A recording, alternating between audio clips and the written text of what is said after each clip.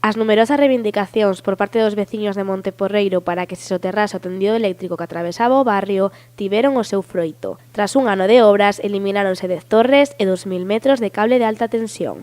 El desmontar estos apoyos con estas alturas pues han sido necesarias varias grúas.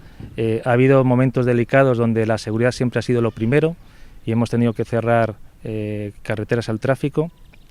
Pero bueno, al final estuvimos aquí más o menos hace un año diciendo que lo íbamos a conseguir y es verdad que hemos tenido unos días de retraso, pero bueno, pero al final aquí está.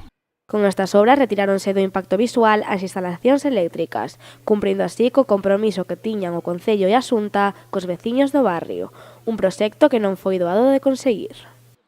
Todo el soterramiento es por vía pública, va por calzada, son 2 kilómetros de soterramiento. Había 600 metros que ya estaban hechos desde hace bastantes años por parte del Concello y nosotros lo que hemos hecho ha sido completarlos hasta llegar a la subestación eléctrica.